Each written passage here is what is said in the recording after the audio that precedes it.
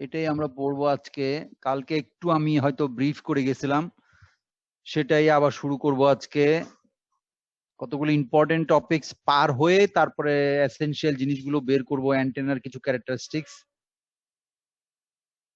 সেগুলোর মধ্যে প্রথম যে জিনিসটা আসে সেটা হলো লেংথ অনুযায়ী ক্লাসিফাই করা। লেংথ অনুযায়ী ক্লাসিফাই করলে এই তিন ভাগে ভাগ করতে পারি। একটা হচ্ছে ভেরি স্মল লেংথ, এটাকে আমরা ভিএসএল বলতে পারি সংক্ষেপে। আবার হলো স্মল লেংথ এসএল, আর একটা হচ্ছে fixed length resonant length, λ/2, λ/8, λ/3, lambda, এই সমস্ত। তো এই লিনিয়ার অ্যান্টেনার এই সমস্ত ক্লাসিফিকেশন গুলো এই জন্যই লাগে যে যে থিওরি অ্যান্টেনার জন্য অনেক আগে 1800 বা 1900 শতাব্দীর শেষের দিকে জার্মানিরা এটা একটা থিওরি দাঁড় করাইছিলেন, সেটা হলো এই ভেরি স্মল লেংথ একটা ধরে, একটা ডাইপোল ধরে, এটাকে হার্জিয়ান ডাইপোল বলে। হার্জ ভদ্রলোক সেটাকে একটা থিওরি দাঁড় করান। এটা ফিজিক্সের একটা সূত্র থেকে, ওখান থেকে আসছে ডাইপোল।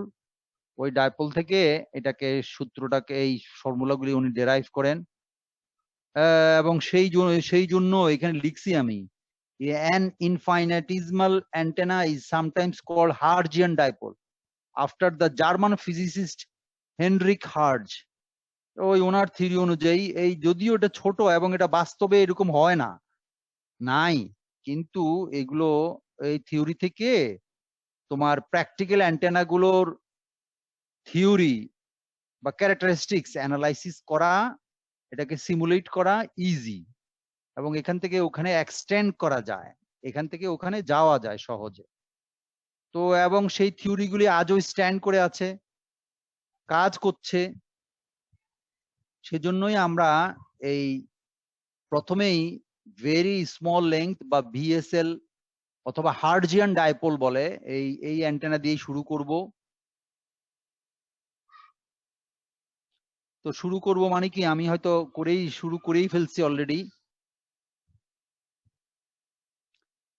তা এখন এই হার্জিয়ান ডাইপোল শুরু করার জন্য যে ইম্পর্টেন্ট যে জিনিসটা, সেটা হচ্ছে অ্যান্টেনাতে যে কারেন্ট ফ্লো হয়, সেই কারেন্ট ফ্লোর বিভিন্ন রকম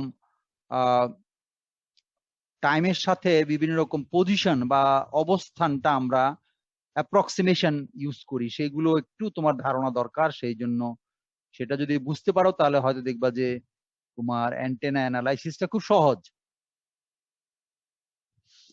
সেটা হলো যে ধরো 25 জন হয়ে গেছে, তাহলে আমরা এবার শুরু করি, দেখা যাক।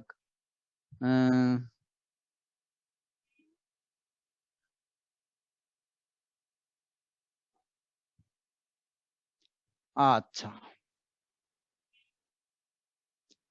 হ্যাঁ, এই প্রথম প্যারার নিচের প্যারায় লিখছি আমি, an infinitesimal antenna is sometimes called Hertzian dipole after the German physicist Heinrich Hertz।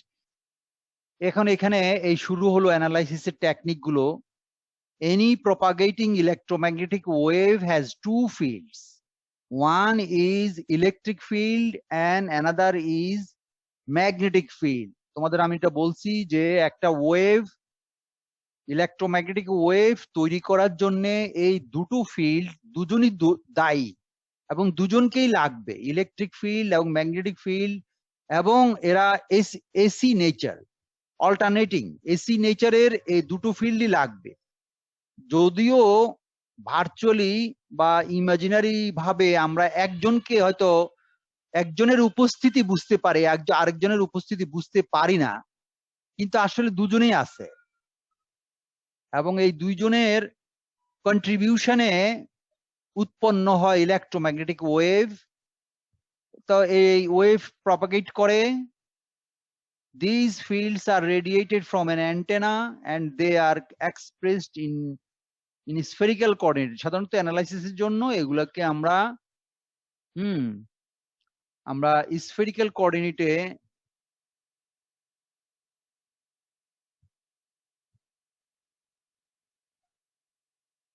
Spherical কোঅর্ডিনেটে এদেরকে আমরা অ্যানালাইসিস করি।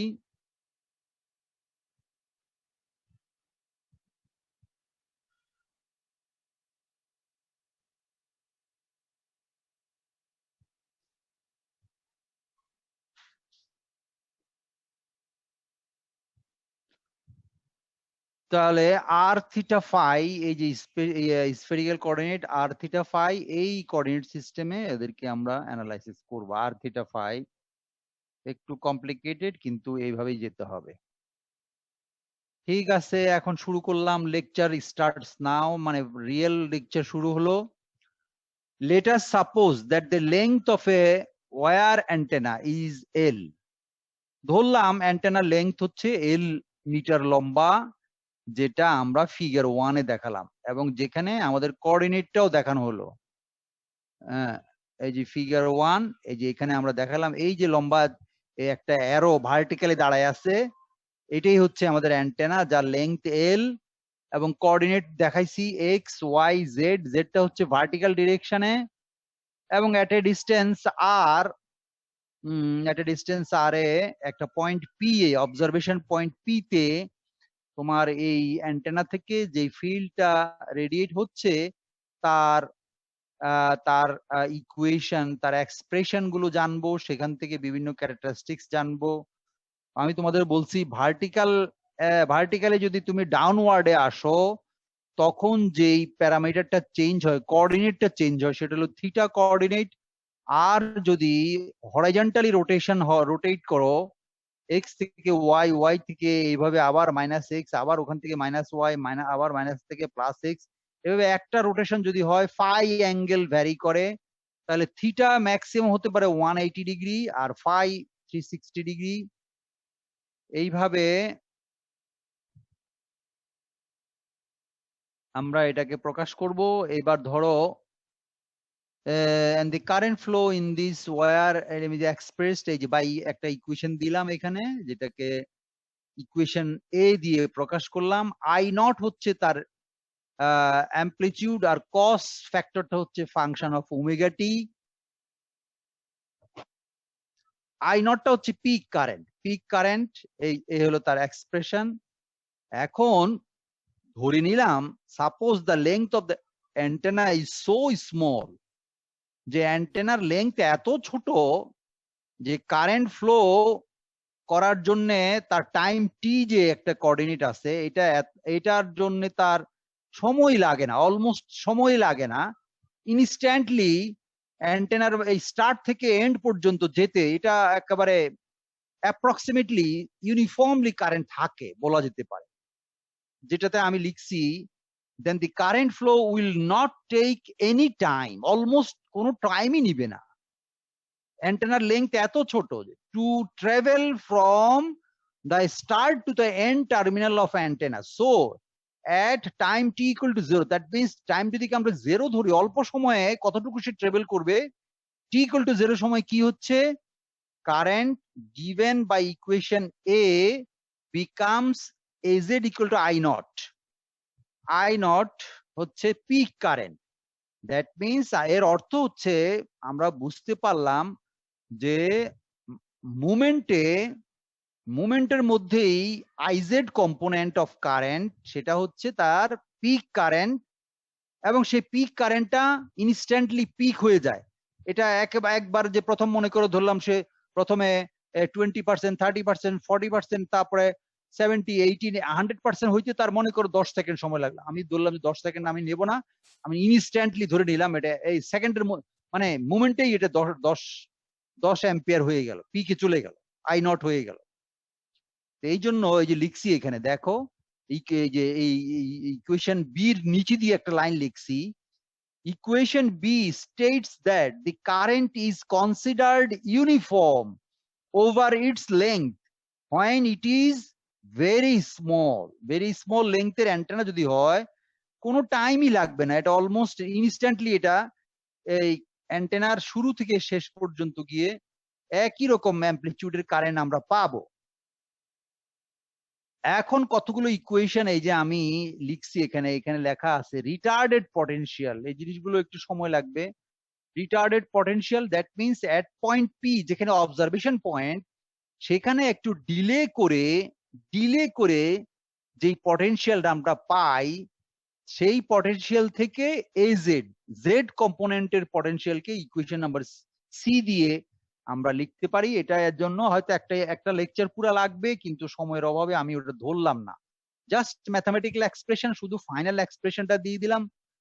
এবং আরো তোমাদের এনকারেজিং কথা বলছি, একটু পরেই বলবো, সেটা হলো দেখো, এরপরও দেখো এই যে কোঅর্ডিনেট চেঞ্জ করতে হবে, এক্স ওয়াই জেড থেকে স্ফেরিক্যাল কোঅর্ডিনেটে গেলে কিভাবে এই ইকুয়েশন ট্রান্সফরমেশন, কোঅর্ডিনেট ট্রান্সফরমেশনের জন্য equation number D, equation number E, equation number F, এগুলো সব করে তোমাকে যেতে হবে। এই গেলে তুমি এগুলো পাবে। এবং সেখানে আমি একটু তোমাদের বলি, এখানে আমি হার্টজিয়ান ডাইপোলের একটা বর্ণনা দিছি, description.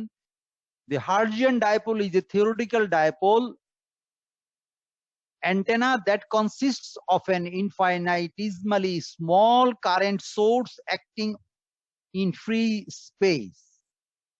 Although a true Hertzian dipole cannot physically exist, very short dipole antenna can make for a reasonable approximation. A very small length thin wire dipole antenna or Hertzian dipole having length L is shown in figure 2. Figure 2 তে আমি দেখাইছি, দেখো এটাকে সাধারণত হার্টজিয়ান dipole antenna বলে, যেটাতে দুই মাথায় দুটা স্ফেরিক্যাল, আমি দেখাইতে পারি নাই, মোটামুটি ছবি দিয়ে বুঝাইছি তোমাদেরকে। দুটা ছোট্ট স্ফেরিক্যাল কন্ডাক্টর থাকে, এক মাথা দুই মাথায় দুটা, এবং তারটা একটা তার দিয়ে কানেক্টেড, এবং এই তারের মাঝখানে কিন্তু আমরা সিগন্যাল দেব। Signal is fed at the center. So dipole antenna is placed along z-axis.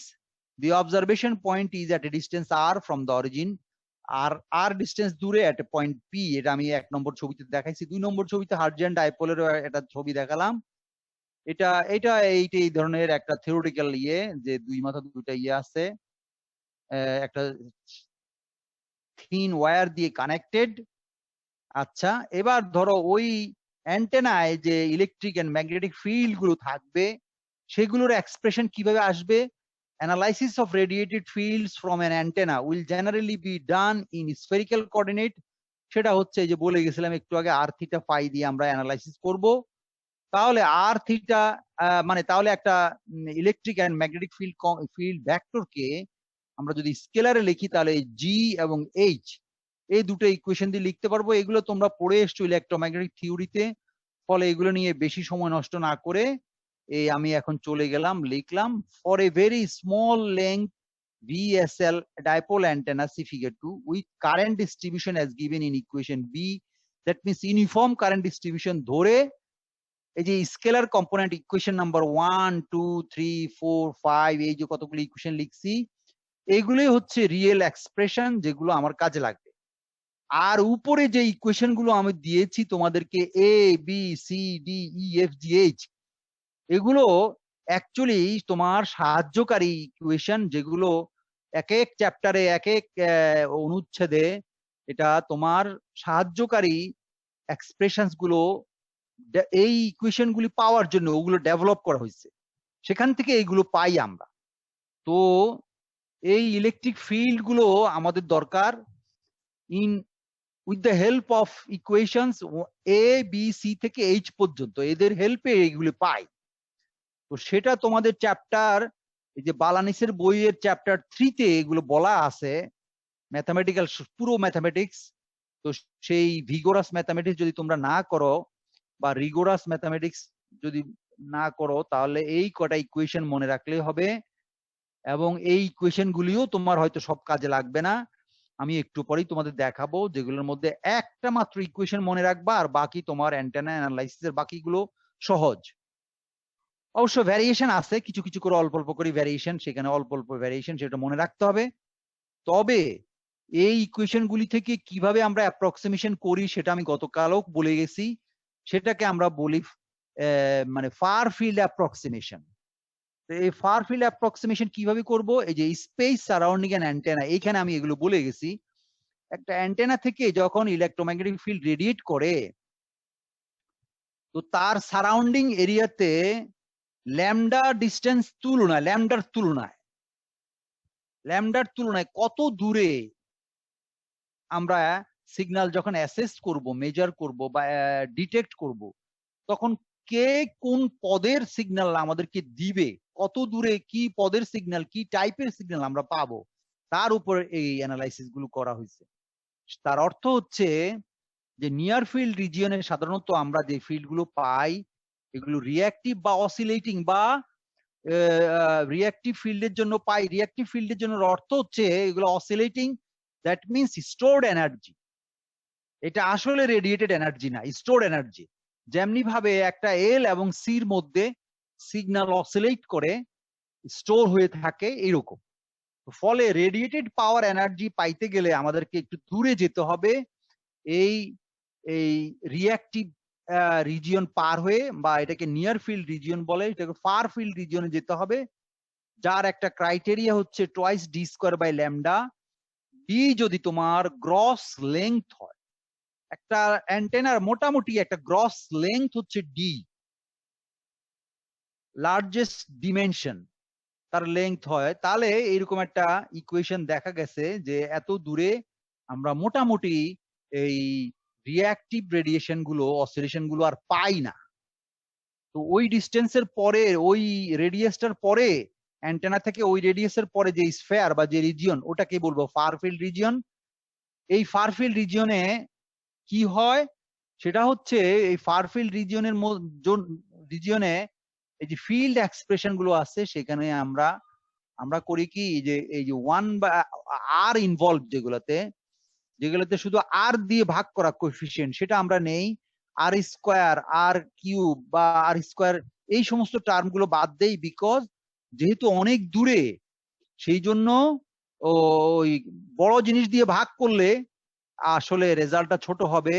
সেই জন্য যেখানে লিখছি ফার ফিল্ড অ্যাপ্রক্সিমেশন, কি লিখছি, that means the terms which involves 1 by r square, 1 by r cube and so on are too small to consider। এই তো ওগুলো বাদ দিলে, এই ফার ফিল্ড অ্যাপ্রক্সিমেশন যদি করো, তাহলে দেখা যায় এই ইকুয়েশন নাম্বার 6, 7, 8, এই তিনটা ইকুয়েশন, যার মধ্যে 8 নম্বর ইকুয়েশনে দেখো 4টা কম্পোনেন্টই জিরো, শুধু 6, 7 দুটো কম্পোনেন্ট থাকে। তাও আবার 6 নম্বর ইকুয়েশনে যদি তুমি মনে রাখো, যেটা জাস্ট একটা ইমাজিনারি বা কমপ্লেক্স বলতে পারো, অবশ্যই complex, E to the power J K আছে, তো সেটা মনে রাখলে বাকিটা এখানে ই থিটাটা ইটা নট দিয়ে মাল্টিপ্লাই করলেই পেয়ে যাবে। তাহলে একটা ফিল্ড কম্পোনেন্ট জানা থাকলেই ফার ফিল্ড অ্যানালাইসিস আমরা করতে পারবো। ফার ফিল্ডে আমরা কেন যাব? ফার ফিল্ডে যাওয়ার অর্থ হচ্ছে যে যে সমস্ত সিগন্যাল আমরা ট্রান্সমিট করতে চাচ্ছি, টেলিভিশন, মোবাইল বা অন্যান্য অ্যাপ্লিকেশনের জন্য, সেই সমস্ত অ্যাপ্লিকেশন গুলোর যেই ফ্রিকোয়েন্সিতে ট্রান্সমিট করা হয়, তার ল্যামডার তুলনায়, হ্যাঁ, এই যেখানে যেখানে আমরা ইউজাররা যেখানে যেখানে থাকে, সেই ডিস্টেন্সটাকে আমরা বলতে পারি ফার ফিল্ড রিজিয়ন, অনেক দূরে। বুঝা যাচ্ছে? ফলে অ্যাপ্রক্সিমেটলি এটাকে একটা প্লেন ওয়েভ ধরতে পারি, এবং সেখানে আমরা এই ফার ফিল্ড অ্যাপ্রক্সিমেশন ইউজ করে, তো সেখানে এই ইকুয়েশন গুলোকে সিম্পলিফাই করি, আর কিছু না, অ্যানালাইসিসের সুবিধার জন্য। এবং সে অ্যানালাইসিস সুবিধা অ্যাজ ওয়েল এজ তারা আমাদেরকে মোটামুটি একটা রিয়েল পিকচার দেয় যে ওখানে ইলেকট্রিক এন্ড ম্যাগনেটিক ফিল্ডের অবস্থাটা কি। এই সেই জন্য আমরা এই ফার ফিল্ড অ্যাপ্রক্সিমেশন করি, যেখানে আমরা প্লেন ওয়েভ আকারে অনেক দূরে সিগন্যাল গুলোকে পাই। সেই জন্য এই ইকুয়েশন নাম্বার 6, এটাকে মনে রাখলে বাকিগুলো তুমি পাবে। তো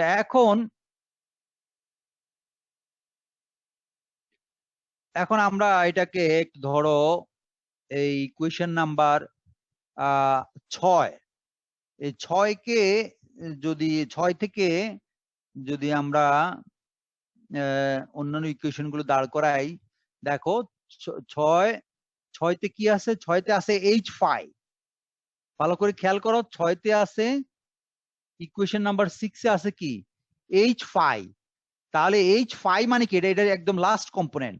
তাহলে h আর h থিটা এই দুটো কম্পোনেন্ট জিরো, কিন্তু এই যে 4 নম্বর ইকুয়েশন সেটা দেওয়া আছে, দুটো component H R H theta, দুটো কম্পোনেন্ট শুধু এইচ ফাই কম্পোনেন্টটা আছে।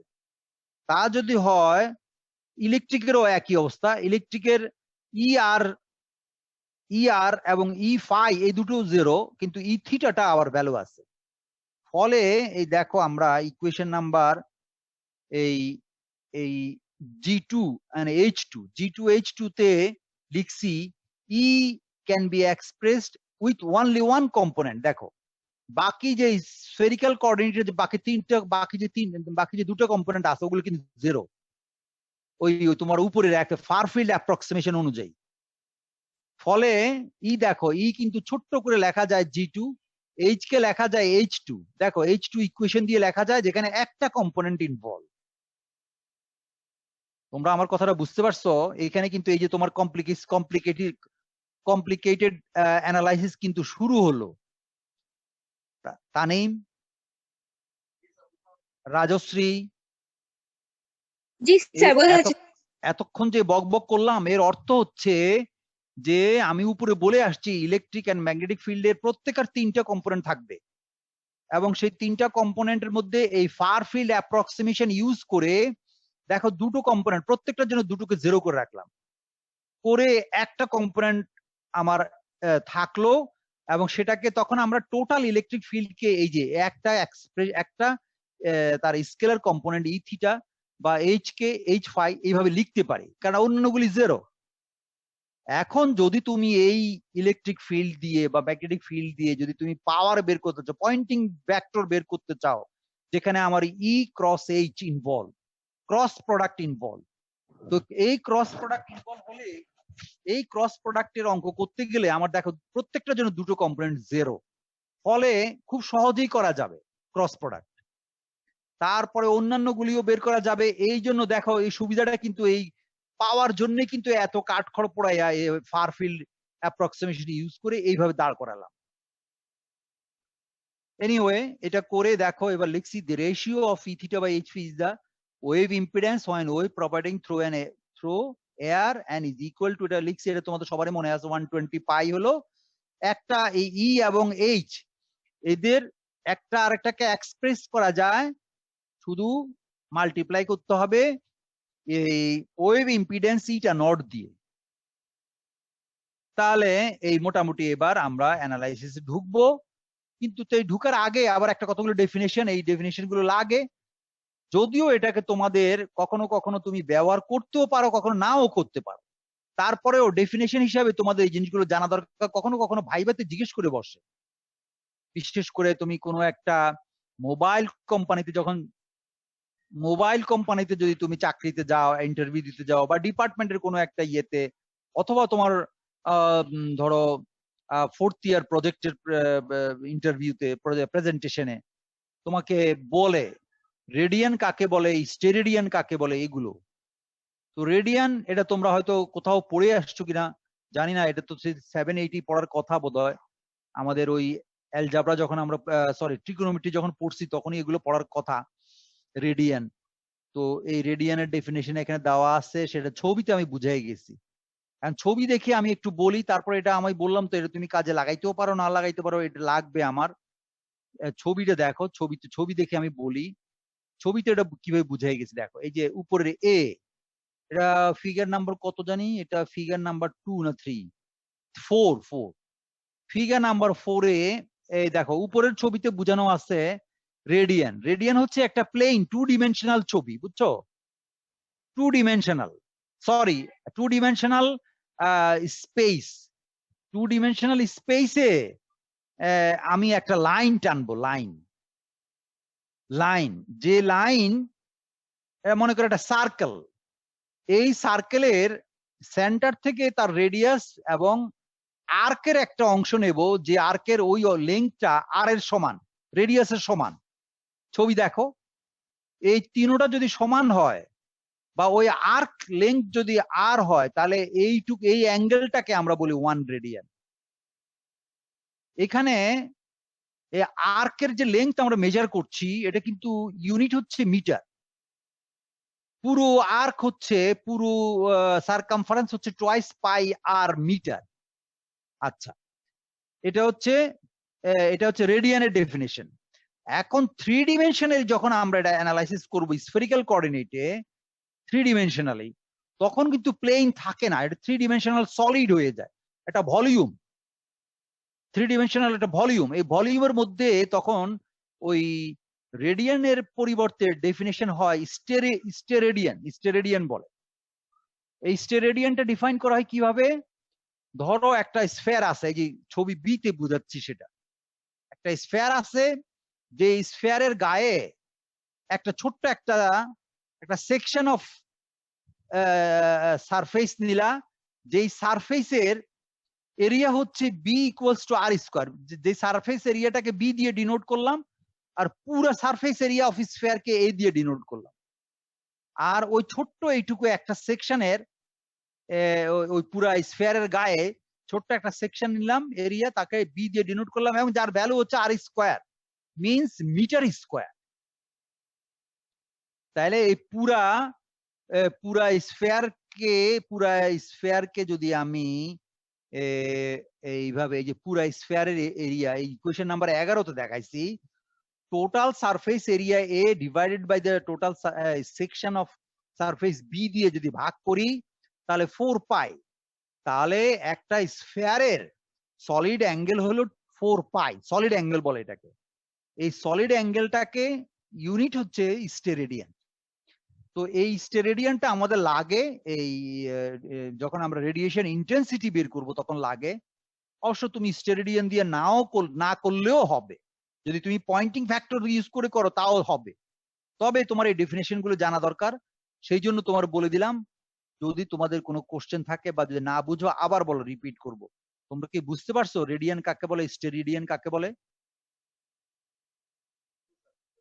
রেডিয়ানটা হচ্ছে প্লেনের মধ্যে একটা সার্কেল আঁকবা, এবং ওই সার্কেলের সারকামফারেন্সের উপরে এটার ভাগ রেশিও নিতে হয়। একটা টুকরা আরেকটা হোলটা দিয়ে ভাগ করা, ফলে একটা সার্কেলের ইয়ে টোটাল রেডিয়ান হচ্ছে twice pi. Total radian angle twice pi. আর সলিড অ্যাঙ্গেল অফ স্ফেয়ার, এটাকে আমরা বলবি সলিড অ্যাঙ্গেল, এটার মাপা হয় স্টেরেডিয়ান দিয়ে। এই স্টেরেডিয়ানটা হচ্ছে এইরকম ভাবে ছোট্ট একটু জায়গা, তাকে পুরাটাকে যদি করো তাহলে 4 পাই দিয়ে আসে, 4 পাই সলিড অ্যাঙ্গেল। তো একটা হচ্ছে এইটুকু বা এইটুকু, যখন কমে আসবে সেটাকে আমরা বলবো এই। এখন স্ফেরিক্যাল কোঅর্ডিনেটে ছোট্ট একটা অংশ দিয়ে, এই যে section of a sphere infinitesimal sphere DA, এটাকে যদি আমরা এক্সপ্রেস করি তখন R square sine theta D phi metre square এইভাবে লেখা যায়। এটা আমাদের ভেক্টর অ্যালজাবরা থেকে আমরা পাই, এভাবে লেখা যায়। যদি আমরা এটাকে সলিড অ্যাঙ্গেলে প্রকাশ করি, সলিড অ্যাঙ্গেলে, তখন আমরা লিখবো D A by R square. That means এটাকে নর্মালাইজ করে ফেলা হয় আর স্কোয়ার দিয়ে, তখন এটা হয়ে যায় স্টেরেডিয়ান ইউনিটে।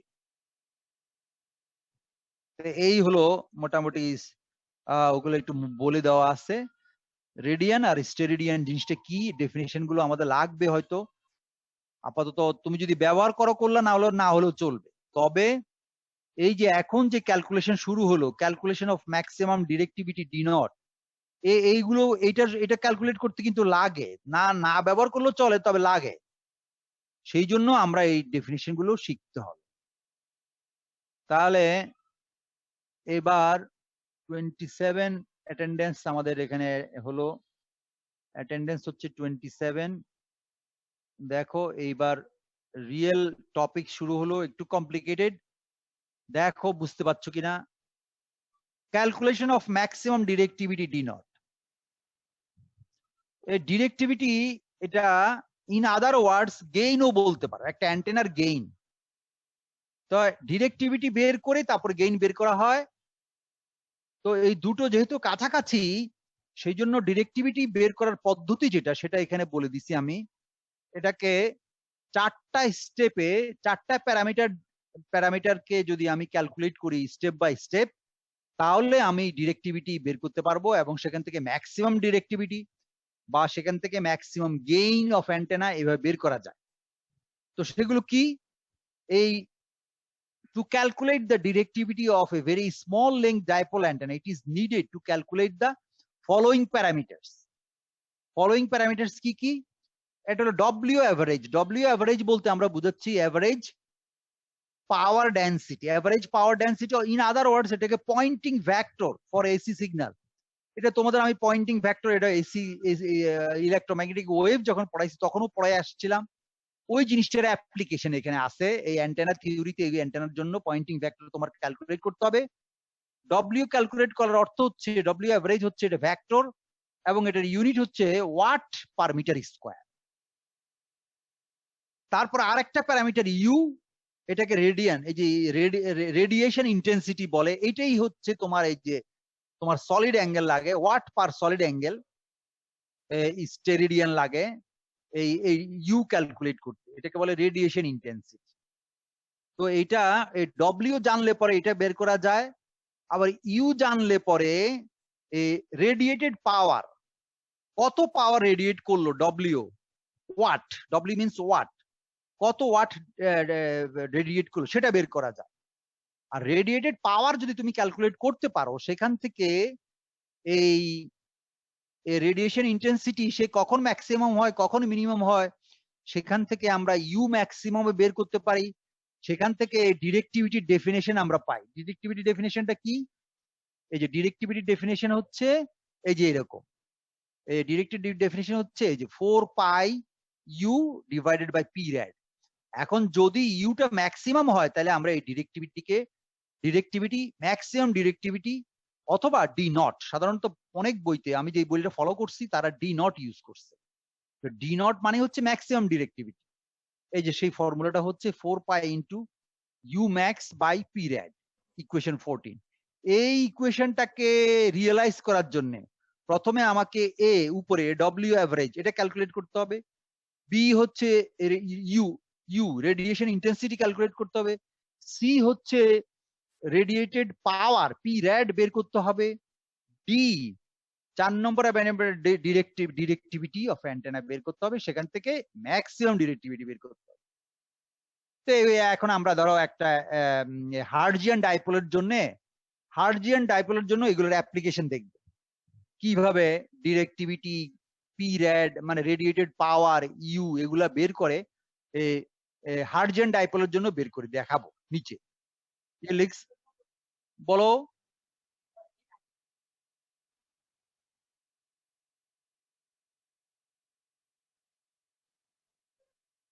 হুম,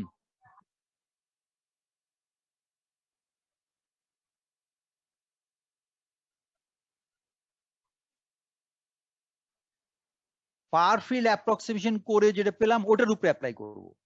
আর তুমি যে বললো প্র্যাকটিক্যাল মানেই তো হচ্ছে ফার ফিল্ড,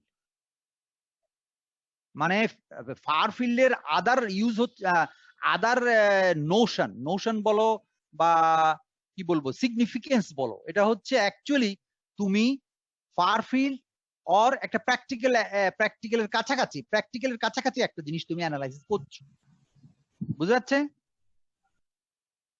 ওই যে ফার ফিল্ড ফর কমায় আইনে কেন বললাম যে এইটাই আমার প্র্যাকটিক্যাল একটা অ্যান্টেনার চেহারার ক্যারেক্টারিস্টিক্স কে রিপ্রেজেন্ট করবে বলেই আমরা ওই পর্যায়ে গেছি, তা নাহলে যেতাম না। বুঝা গেছে এবার? হ্যাঁ, এইবার দেখো আমরা বলছি যে একটা একটা করে ক্যালকুলেট করছি। এ হচ্ছে in general the average power density or Poynting vector W average for each antenna is expressed as, এটা তোমরা পাইছো এই ইকুয়েশন দেখো, W average equal to half of real of E cross H complex conjugate। এই equation তোমরা পাইছো না? তোমরা ওই যে পয়েন্টিং ভেক্টর পড়াইছিলাম ওই যে ইয়ের সময়, কি বলে এটাকে, আমরা বলছি একটা হলো ইনস্ট্যান্টেনিয়াস পয়েন্টিং ভেক্টর, আর একটা হলো ফেজার ফর্মে। ফেজার ফর্মে যদি থাকে E এবং H যদি ফেজার ফর্মে থাকে তখন কিন্তু এই ফর্মুলা ইউজ করতে হয়, ইনস্ট্যান্টেনিয়াস ফর্মের জন্য না। এইটা হলো সেই ইকুয়েশন। এখানে এই যে E ক্রস H পেলাম, ই ক্রস এইচ কমপ্লেক্স কনজুগেট, তোমার আমি শুরুতেই বলে আসছি ইর কিন্তু দুইটা কম্পোনেন্ট জিরো করে একটা কম্পোনেন্ট আছে, এইচ এরও দুটো কম্পোনেন্ট জিরো হয়ে একটা কম্পোনেন্ট আছে। ফলে এই যে আমি একটা পুরা এই ই ক্রস এইচ, আমি এই যে পুরা ক্রস প্রোডাক্টের পুরো ইকুয়েশনটাই লিখছি কিন্তু এখানে, এখনো বাদ দেই নাই।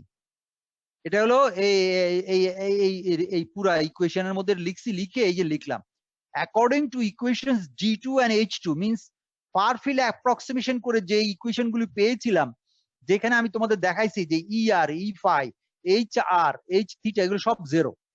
এই জিরো এগুলো যদি উপরের ইকুয়েশনে বসাও তখন কিন্তু তোমার ডব্লিউ অ্যাভারেজটা এরকম ভাবে এই নিচের ইকুয়েশন দিয়ে লেখা যায়, নিচের ইকুয়েশনে রিডিউস করে, যেখানে শুধুমাত্র আইআর কম্পোনেন্টটাই থাকে। এই যে আইআর, এই ভেক্টর ইউনিট ভেক্টর আইআর, বাকি এইগুলো তোমার তার কোএফিসিয়েন্ট আইআর কম্পোনেন্টটা থাকে। এবং এই পুরোটাকে আমরা দেখো এই যে ইকুয়েশন 15 এখানে আমি লিখছি আইআর ইন্টু ডব্লিউ অ্যাভারেজ।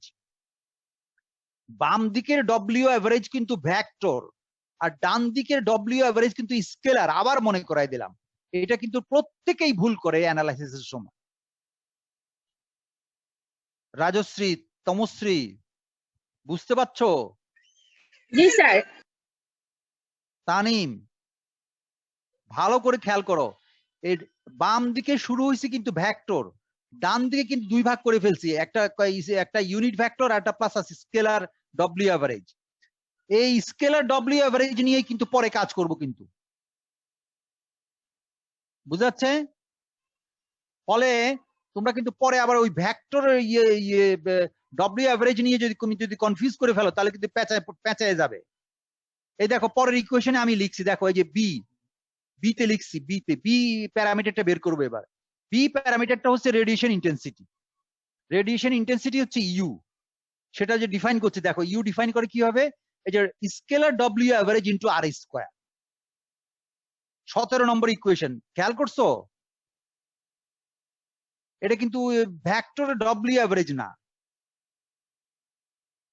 আচ্ছা, তাহলে এখন ওই যে ডব্লিউ অ্যাভারেজের এখানে যে এই যে স্কেলারে ডব্লিউ অ্যাভারেজের যে ভ্যালুটা পেলাম সেটা যদি তুমি সাবস্টিটিউট করো তাহলে ইউর ভ্যালু আসে, দেখো 18 নম্বর ইকুয়েশন, যেখানে একটা সাইন স্কোয়ার ইনভলভ। খেয়াল করছো? Sine square involve. এখন তুমি দেখো এই যে 18 নম্বর ইকুয়েশনে ইউ ম্যাক্সিমাম কখন হবে, যখন থিটার ভ্যালু 90 ডিগ্রি, তাই না? থিটার ভ্যালু 90 ডিগ্রিতে শুধুমাত্র ইউ ম্যাক্সিমাম হবে, মানে রেডিয়েশন ইন্টেন্সিটি ম্যাক্সিমাম হবে। এই যে আমি পরের লাইন 19 নম্বর ইকুয়েশনে বের করছি, রেডিয়েশন ইন্টেন্সিটি ম্যাক্সিমাম হয় যখন থিটা ইকুয়াল 90, মানে ওই থিটা অংশটা চলে গেল আর কি, সাইন অংশটা চলে গেল, বুঝতে পারছো? সাইন অংশটা চলে গিয়ে বাকিটা থাকলো, এবং তখন এগুলো কেটাকে ভাঙাইছে আর কি, K equal to twice pi by lambda. হ্যাঁ, কে হচ্ছে wave number, twice pi by lambda, আর এল আই নট হচ্ছে পিক কারেন্ট। এগুলো বসাইয়া কাটাকাটি করে এখানে নিচে আবার ওই যে নিচে আবার একটা পাই আছে 4 পাই, এবং এগুলো কাটাকাটি করে শেষ পর্যন্ত যা থাকে ওইটা নিয়ে এখানে আমরা ইকুয়েশন 19 আইনে এই ইউ ম্যাক্সিমামের একটা ভ্যালু লিখছি। কেন ইউ ম্যাক্সিমাম বের করছি এবার খেয়াল করছো? আমরা ওই উপরে কিন্তু ডেফিনেশনে দেখো এই যে ডি ম্যাক্সিমাম বের করতে, ম্যাক্সিমাম ডিরেক্টিভ বের করতে কিন্তু ইউ ম্যাক্সিমাম লাগে। এই যে 14 নম্বর ইকুয়েশনে U maximum divided by P rad. এখন ইউ ম্যাক্সিমাম বের করছি, পি র্যাড কিন্তু এখনো বাকি। এখন পি র্যাডে যাও, ইকুয়েশন নাম্বার 19 পর্যন্ত আমরা গেলাম, এই ইউ ম্যাক্সিমাম বের করলাম। এবার পরবর্তীতে যাও 3 নম্বর সি। সি হচ্ছে টোটাল রেডিয়েটেড পাওয়ার পি র্যাড বের করব। সেটা কি? সেটা হলো হোল স্ফিয়ার আছে না, হোল স্ফিয়ারের গায়ে, স্ফেরিক্যাল গায়ে যে সমস্ত ইলেকট্রোম্যাগনেটিক ওয়েভ ইম্পিঞ্জ করলো সেটাকে আমরা টোটাল এরিয়া ক্যালকুলেট করে এই ডব্লিউ অ্যাভারেজ হচ্ছে ডেনসিটি, স্কেলার ডব্লিউ অ্যাভারেজ এটা হচ্ছে density, watt per metre square. এখন এটা হচ্ছে ডব্লিউ হচ্ছে ওয়াট পার মিটার স্কোয়ার, আর ডিএস কে ইন্টিগ্রেট করলে পাবো এস, এস এর ইউনিট হচ্ছে মিটার স্কোয়ার। তো মিটার স্কোয়ার উপরে নিচে কাটাকাটি গিয়ে থাকবে শুধু ওয়াট। পি র্যাডটা এইভাবে ক্যালকুলেট করা হয়। বুঝা গেল আমার কথাটা? তোমরা বুঝতে পারতেছো কিভাবে কাজ বের করতেছি রেডিয়েটেড পাওয়ার? রাজশ্রী, জি তুমি স্যার। করবা কি, কোনো একটা রেডিয়াসে একটা বড় একটা স্ফিয়ার কল্পনা করবা, ওই স্ফিয়ারের যে এরিয়াটা, সেই এরিয়াতে গিয়ে পাওয়ার ইম্পিঞ্জ করবে, মানে সেন্টার থেকে ওখানে গিয়ে পাওয়ার ইম্পিঞ্জ করবে। তো এই টোটাল এরিয়া ক্যালকুলেট করে সেই এরিয়ার ডেন্সিটি, যেটা এরিয়া ডেন্সিটি ডব্লিউ অ্যাভারেজ, যেটা কিন্তু area density watt per metre square. Watt per metre square area density is nothing but the Poynting vector actually, মানে স্কেলার পয়েন্টিং ভেক্টর, ভেক্টর বলবো না, Poynting ভেক্টরের স্কেলার পার্ট, সরি। তাহলে total radiated power বের করা যাবে এই ইকুয়েশন থেকে। এখন তুমি শুধু কেবল ওইগুলো ভ্যালুগুলো বসায় ইন্টিগ্রেট করবে, আর কিছু না। এখন ডিএস তো আমি আগে দিয়ে দিছি, ডিএস এর দুইটা ভ্যালু আছে, তুমি দুইটা ইকুয়েশন দুই রকম ইন্টিগ্রেট করতে পারো। 21 নম্বর ইকুয়েশন ইউজ করে করতে পারো, 22 নম্বর ইকুয়েশন ইউজ করে করতে পারো। দ্যাট মিনস একটা হচ্ছে তোমার রেডিয়ান আকারেও করতে পারো, আর একটা হচ্ছে সলিড অ্যাঙ্গেল স্টেরেডিয়ান দিয়েও করতে পারো। তাহলে যদি আমরা ওই 21 নম্বর ইউজ করি, এই যে মানে 20 নম্বর ইকুয়েশনে, তাহলে এই রেডিয়ান এই পি র্যাড ক্যালকুলেট করা যায়। পি র্যাড এর ইকুয়েশন এই যে ইকুয়েশন বের হয়, সেটা হচ্ছে 23 ইকুয়েশনে দেওয়া আছে। এটা তোমরা করলেই পারবা। এই যে সাইন কিউবের ইকুয়েশন, এটা মনে রাখতে হবে। সাইন কিউবের ইকুয়েশন হচ্ছে 4/3 সাইন কিউবের ইন্টিগ্রেশন 0 টু পাই হচ্ছে 4/3, আর বি ফাই 0 থেকে টোয়াইস পাই, এটা হচ্ছে টোয়াইস পাই। এর ইন্টিগ্রেশন হচ্ছে ফাই, ভ্যালু হচ্ছে টোয়াইস পাই। এইটা ফাই এর জন্য পেলাম এটা, আর এটা হলো থিটার জন্য। টোটাল এই যে 23 নম্বর ইকুয়েশন দিয়ে বুঝালাম। এবার দেখো পি র্যাড এটা পেলাম। এবার ডি নম্বর ইকুয়েশন, ডি তে আমরা কি বলছি, ডিরেক্টিভিটি বের করতে হবে। তো ডিরেক্টিভিটি, ম্যাক্সিমাম ডিরেক্টিভিটি বের করার জন্য আমরা আগেই ম্যাক্সিমাম পাবো থিটা ইকুয়াল 90 ডিগ্রিতে, আমরা বলেই আসছি, ইউ ম্যাক্সিমাম করে ফেলছি। সেই ইকুয়েশন থেকে দেখো ডি ম্যাক্সিমাম পেয়েছি থিটা ইকুয়াল টু 90 ডিগ্রিতে, যেখানে D maximum theta equal to 90 degree এখানে লিখে, এই দেখো ফাইনালি তোমার রেজাল্ট দেখো কি আসছে, একটা খুবই এনকারেজিং রেজাল্ট 24 নম্বর ইকুয়েশনে। যেটা আমি চাই যে তানিম তুমি একটু পড়ো তো একটু 24 নম্বর ইকুয়েশনটা।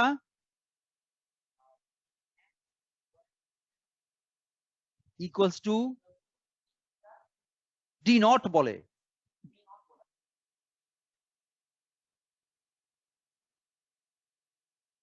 হ্যাঁ ইকুয়াল টু কত, হ্যাঁ দেখছো 3/2।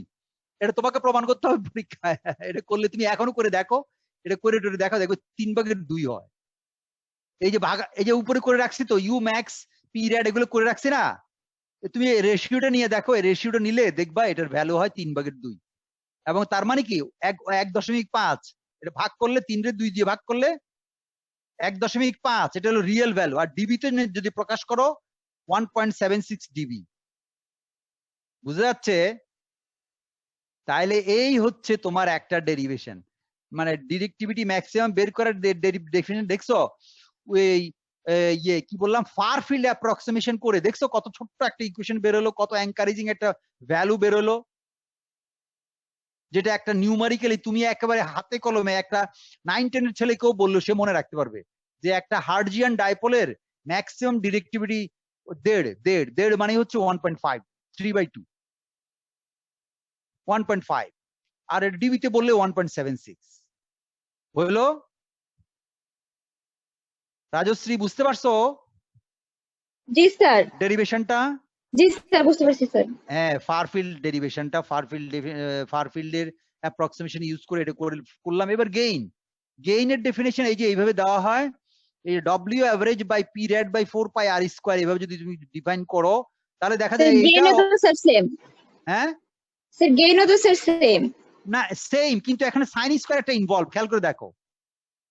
ডিরেক্টিভিটিতে কোনো সাইন স্কয়ার নাই, ওটা কিন্তু একটা রেশিও হয়ে গেছে, নিউমারিক্যাল ভ্যালু 1.5 বাই 3/2 যাই বলো।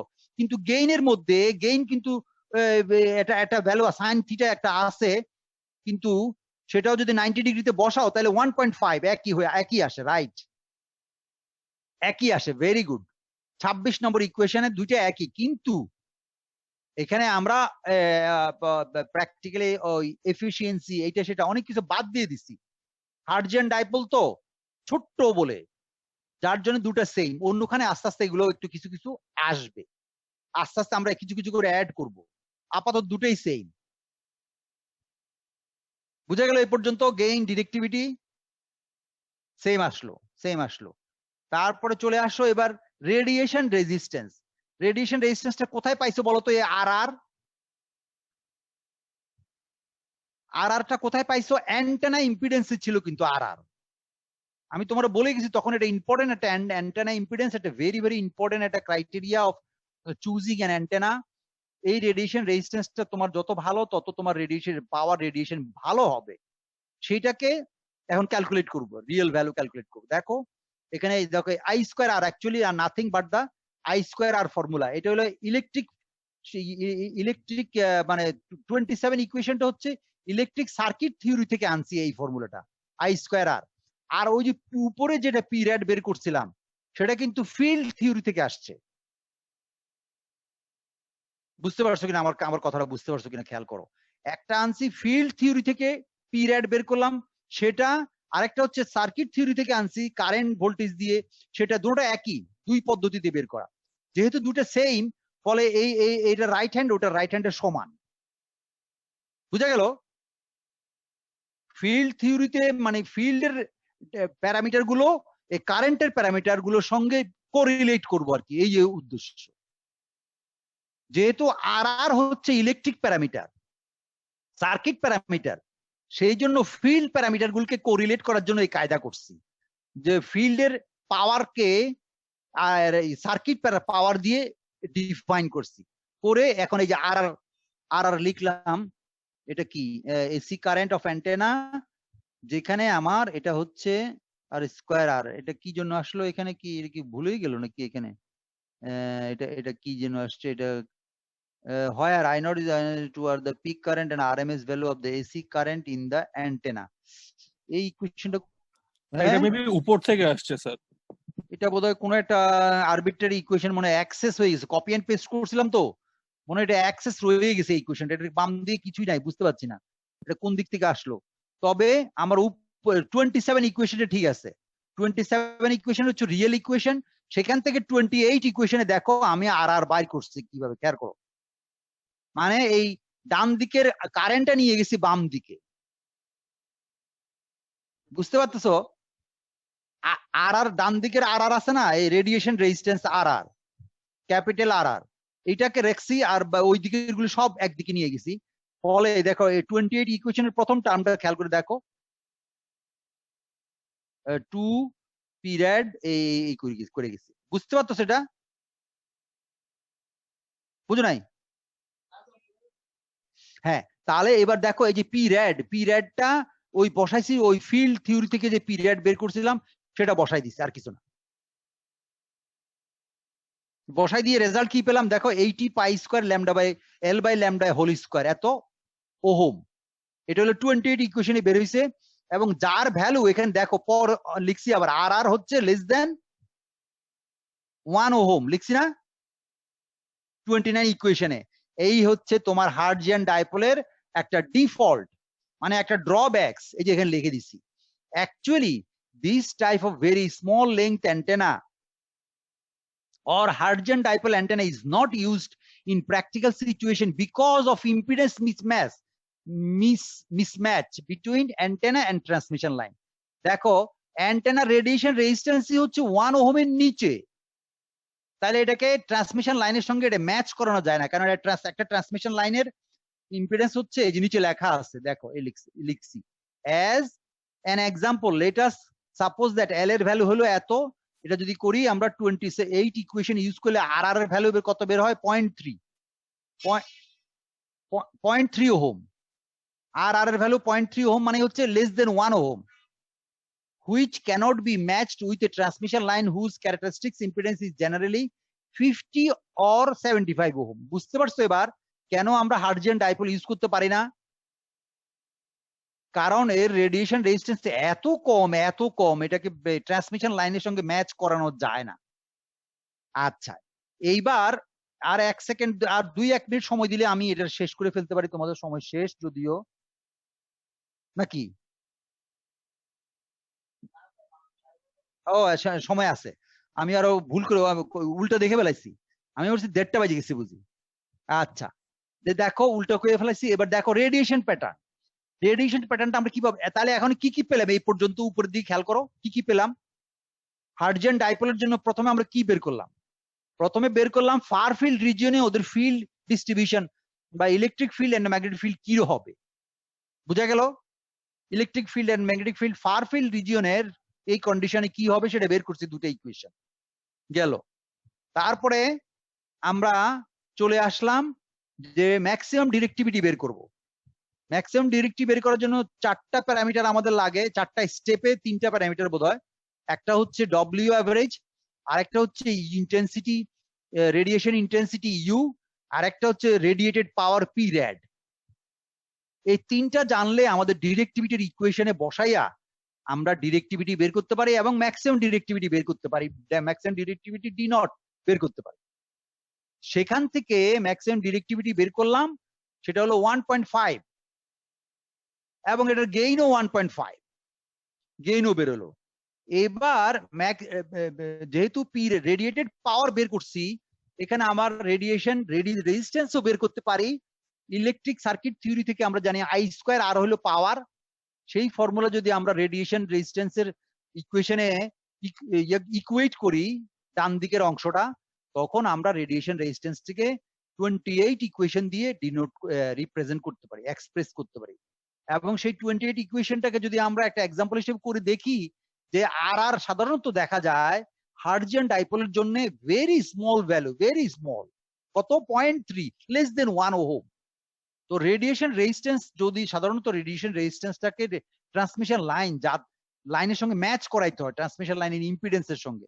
সাধারণত ট্রান্সমিশন লাইনের ইম্পিডেন্স সাধারণত হয় 50 ওহম অথবা 75 ওহম, হোয়ারএজ আমার অ্যান্টেনার রেডিয়েশন রেজিস্ট্যান্স হচ্ছে 0.3।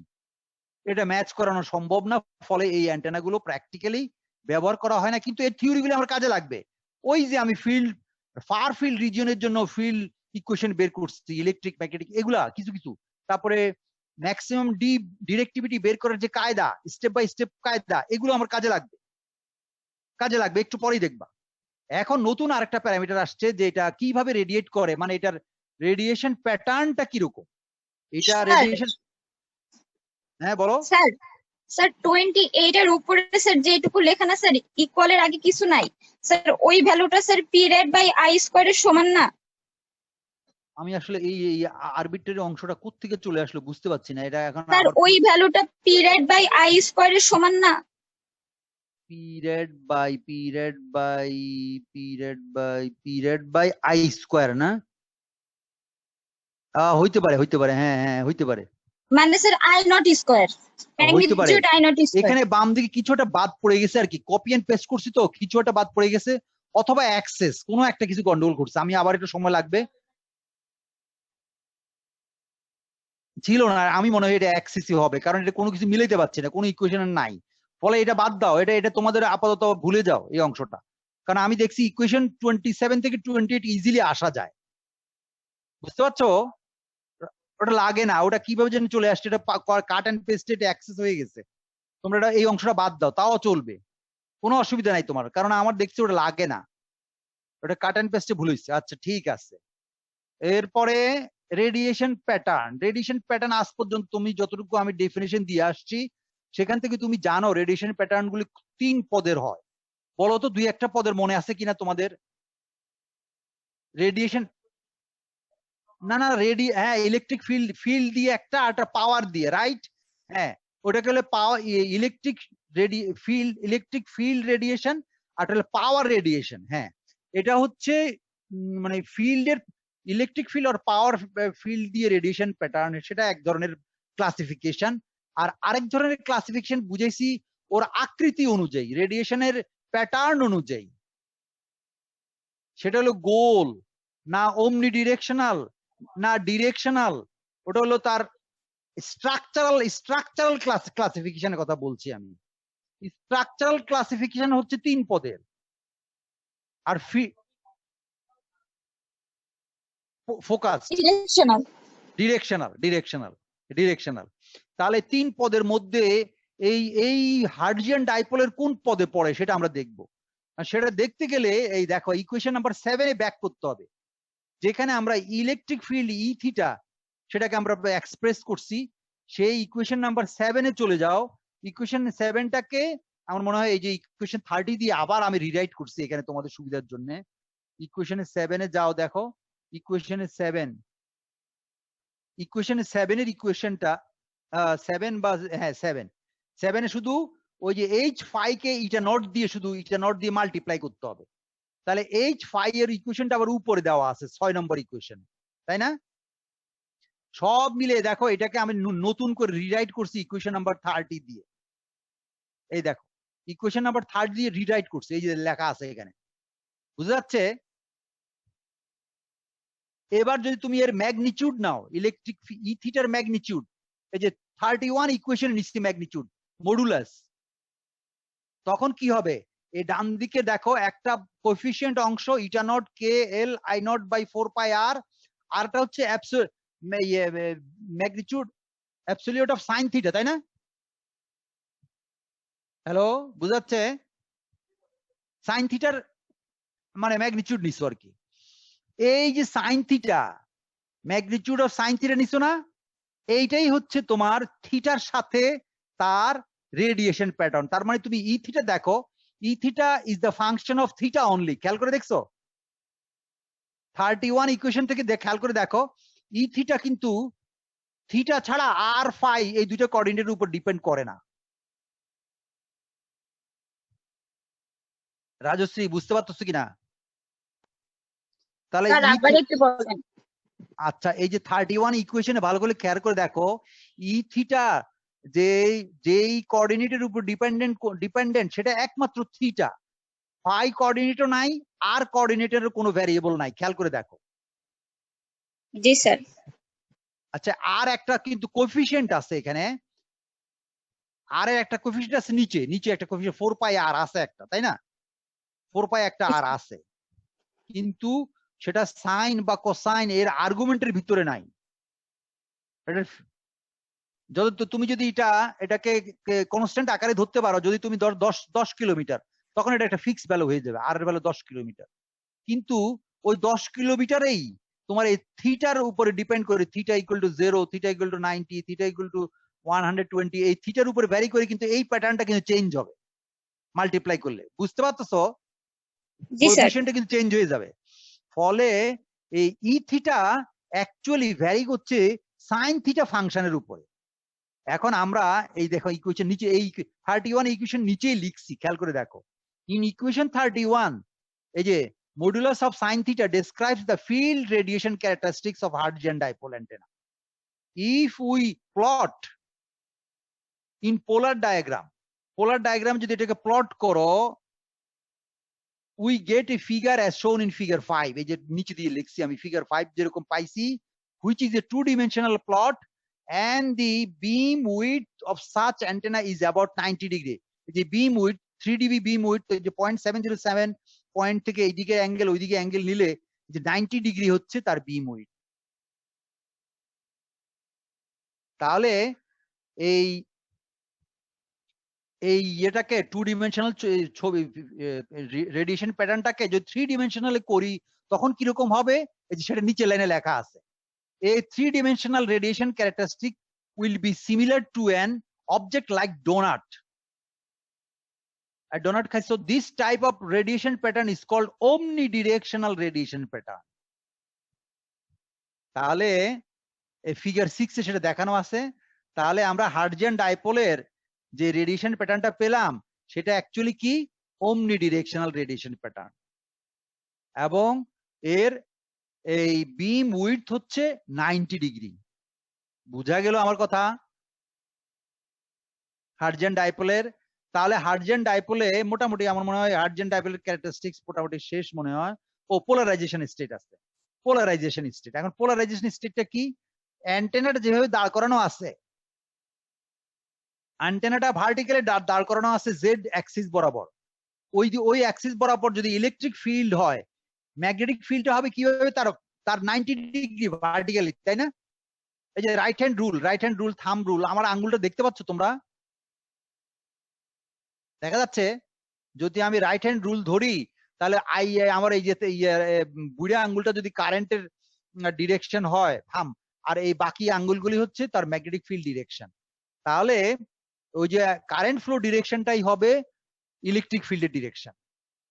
তাহলে ইলেকট্রিক ফিল্ড ডিরেকশন মানে ইলেকট্রিক ফিল্ড ডিরেকশন কিরকম হলো, তাহলে ভার্টিক্যাল হলো না? তাহলে অ্যান্টেনা যদি ভার্টিক্যাল হয় ইলেকট্রিক ফিল্ড ডিরেকশন হবে ভার্টিক্যাল। এবং সেই যে এই জন্য আমি এই যে ফিগার 7 এ পোলারাইজেশন স্টেট দেখাইলাম, এই যে পোলারাইজেশন স্টেট, এই যে ভার্টিক্যালি একটা ডাবল অ্যারো আঁকে রাখছি, বুঝা যাচ্ছে? এই ভার্টিক্যালি আঁকে রাখছি মানে ইলেকট্রিক ফিল্ড অসিলেট করবে ভার্টিক্যালি, হলো? আচ্ছা, তার মানে এই প্র্যাকটিক্যাল ডাইপোল অ্যান্টেনা চলে আসছে। তার মানে হার্টজিয়ান ডাইপোল অ্যান্টেনার যত ক্যারেক্টারিস্টিক সব আমরা পেয়ে গেছি, সব আমরা অ্যানালাইসিস করে ফেলছি। যেটুকু আমাদের এইটুকু জানলেই মোটামুটি আমার একটা অ্যান্টেনার অ্যাপ্লিকেশন এরিয়া বা এর ক্ষমতা কতটুকু বা এর কোয়ালিটেটিভ এবং কোয়ান্টিটেটিভ মেজারমেন্ট আমার মোটামুটি জানা হয়ে গেছে। প্রথমে আমরা যে ক্যারেক্টারিস্টিক্সটা আমরা বের করি অ্যান্টেনার, সেটা হলো কি, এই অ্যান্টেনার গেইন কত ভালো।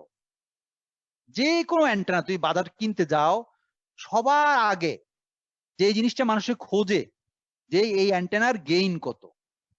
তাহলে আমরা হার্টজিয়ান ডাইপোলের গেইন কত পাইছি? কত পাইছি? আরে জি স্যার কি 1.5, এই তো 1.5। আচ্ছা, তো 1.5 হচ্ছে হার্টজিয়ান ডাইপোল। আর যদি একটা আইডিয়াল অ্যান্টেনা হইতো তার গেইন কত হইতো? আইসোট্রপিক অ্যান্টেনা যদি হইতো তার গেইন 1, গাধা, ওর তার গেইন 1 হবে না। আইডিয়াল যদি হইতো তার গেইন 1, আইসোট্রপিক অ্যান্টেনার গেইন 1। তাহলে 1 এর থেকে কত বাড়লো? 0.5। মাত্র 1.5 গুণ। এটা খুব একটা ইমপ্রুভ করলো বলে মনে হয় না।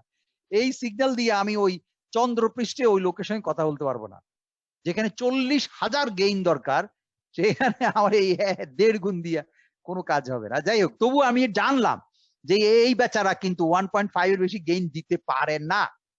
কি বলো রাজশ্রী? জি স্যার। বোঝা গেল জি স্যার। যে হার্টজিয়ান ডাইপোল এই বেচারাকে যতই তুমি দাপাদাপি করো, এর থেকে 1.5 এর বেশি গেইন পাবে না। আচ্ছা, ডিরেক্টিভিটি বলো, গেইন বলো, বা জানলাম। তারপর তার রেডিয়েশন রেজিস্ট্যান্স জানলাম, তার জানলাম কি বলে রেডিয়েশন প্যাটার্ন জানলাম। এখন রেডিয়েশন প্যাটার্ন থেকে কি তোমার কোনো ইচ্ছা হয় কিনা বা অনিচ্ছা হয় কিনা যে এটাকে আমি কাজে লাগাইতে পারবো, এই কাজে লাগানো যেতে পারে, কিন্তু গেইনটা কম, এই একটা অসুবিধা। কিন্তু যদি গেইন বাড়ানো যেত, তাহলে এটাকে এই কাজে লাগানো যেত। রেডিয়েশন প্যাটার্ন থেকে তোমার কোনো অ্যাপ্লিকেশন কি মনে পড়ে? হ্যাঁ পড়ে। ধরো আমি যদি ব্রডকাস্টিং অ্যান্টেনা হিসেবে এই অ্যান্টেনাকে যদি ব্যবহার করতাম, তাহলে একটা অ্যান্টেনা কোথাও যদি টাওয়ারে দাঁড় করায় দেই, ওর চারদিকে 360 ডিগ্রি সে ইয়েতে স্ফেরিক্যাল সলিড অ্যাঙ্গেলে 4 পাই সব দিকে সে রেডিয়েট করবে, এক্সেপ্ট ভার্টিক্যাল এবং ভার্টিক্যাল দুটো ডিরেকশন, আপ এন্ড ডাউন, এই দুটো ডিরেকশন ছাড়া। ফলে এটাকে আমরা ব্রডকাস্টিং অ্যান্টেনা হিসেবে ব্যবহার করতে পারতাম যদি এর গেইন বাড়ানো যেত। এই একটা অ্যাপ্লিকেশন কিন্তু মাথায় উকি দেয় যে এর কিন্তু রেডিয়েশন প্যাটার্ন যেহেতু অমনি ডিরেকশনাল, এইটাকে হয়তো ব্যবহার করা যেত ব্রডকাস্টিং অ্যান্টেনা হিসাবে।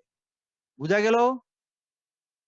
কিন্তু রেডিয়েশন রেজিস্ট্যান্স যেহেতু কম, এইটাকে আবার ম্যাচ করানো যাচ্ছে না ট্রান্সমিশন লাইনের সঙ্গে, ফলে এটাকে আফটার অল বাদই দিতে হইল।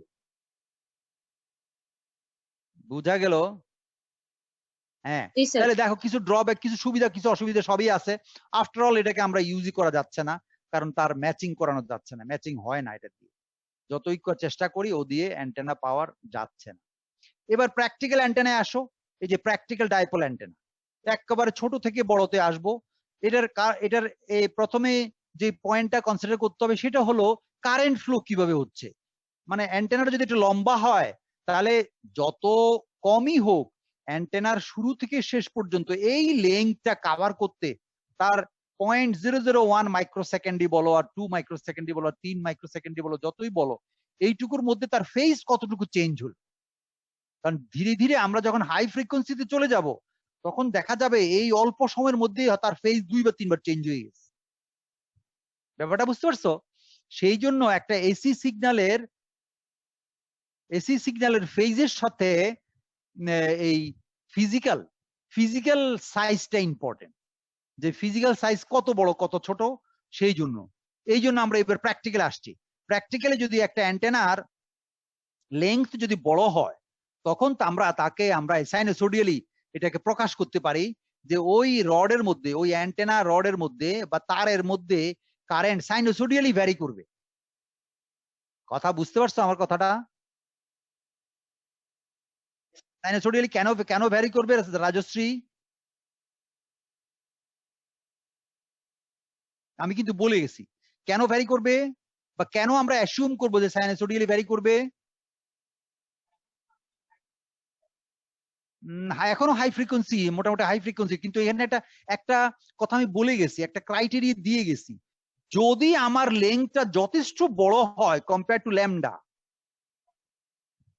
যদি আমার ফিজিক্যাল সাইজ অফ অ্যান্টেনা যথেষ্ট বড় হয় কম্পেয়ার টু ল্যামডা, তখন আমরা এই অ্যান্টেনার এই লেংথের একটা রড, তার শুরুতে এবং মানে স্টার্টিং মাথায় এবং শেষ মাথায় কারেন্টের ফেজের চেঞ্জ পাবো।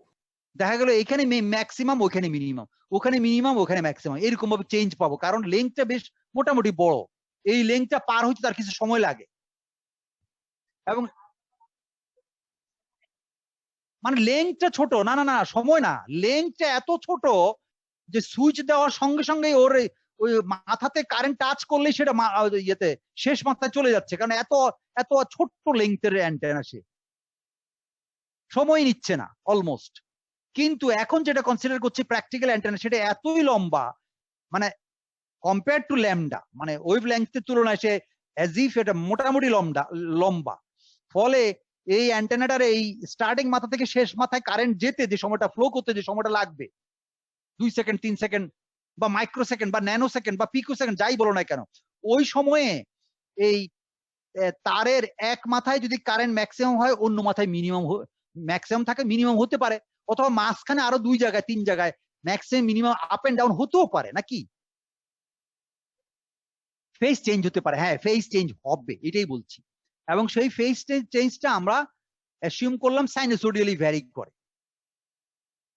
এই যে এখানে লিখছি, এটাই হলো তোমার স্টার্টিং পয়েন্ট লম্বা অ্যান্টেনা কনসিডার করার বেলায়, যে কারেন্ট ফ্লো কিরকম হচ্ছে। A Hertzian dipole antenna is too small to construct, but its analysis is simple and thus it has great theoretical value. Let us consider a practical dipole antenna as shown in figure 8. The current distribution in this antenna element is assumed to be sinusoidal along its length as a 32 equation দিয়ে A and B দিয়ে আমি বুঝাইছি। মানে এই যে এই অ্যান্টেনাটা আসছে না, L metre লম্বা, এই এল এর মধ্যে এটা কিভাবে ভ্যারি করছে। জেড যখন এই 0 থেকে প্লাস, মানে পজিটিভ জেড অ্যাক্সিস এর পজিটিভ অ্যাক্সিস আর জেড মাইনাস জেড অ্যাক্সিস এর এই 2 রকম ভাবে ভ্যারি করবে, সেটা কিভাবে হবে, সেটা এই হওয়াটা আমরা এখানে 32 ইকুয়েশন দিয়ে এক্সপ্রেস করে দেখাইছি। এবং এগুলোর ছবি দিয়ে যদি তুমি দেখতে চাও আসলে ফিজিক্যালি, তাহলে দেখো এই যে ফিজিক্যালি এর ছবি দিয়ে যদি প্রকাশ করি, তাহলে দেখা যায় এই যে এরকম একটা তুমি হয়তো নিতে পারো, যেটা আমি এখানে বলে গেছি। এটা এই ছবিটা আঁকা হয়েছে কোন কন্ডিশনে দেখো, current distribution and voltage distribution in a L equal to lambda by 2, মানে half lambda, half wave dipole যদি হয়, তাহলে তার কারেন্ট ডিস্ট্রিবিউশন ভোল্টেজ ডিস্ট্রিবিউশন এইরকম হবে। এই যে এখানে নিচেরটা হলো ভোল্টেজ ডিস্ট্রিবিউশন, উপরেরটা হচ্ছে কারেন্ট ডিস্ট্রিবিউশন। এখন হাফ ওয়েভ ল্যামডা মানে কি তুমি কি বুঝতে পারছো? এই অ্যান্টেনাটার ছবি দেখো, এল এর ভ্যালু হচ্ছে ল্যামডা বাই 2, এল এর দুটো অংশ, বাম দিকে ল্যামডা বাই 4, ডান দিকে হচ্ছে ল্যামডা বাই 4। 2 বার হবে স্যার, বুঝি না? 2 বার হবে। হ্যাঁ, 2 ভাগ ল্যামডা বাই 4, 2 অংশ অ্যাড করলে ল্যামডা বাই 2 হলো টোটাল লেংথ।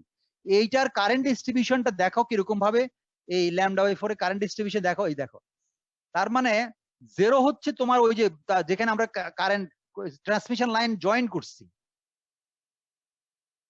যেখানে জয়েন করছে ওখানে ম্যাক্সিমাম কারেন্ট, তার মানে কি ওইখানে তো কারেন্টটা স্টার্ট করবে না,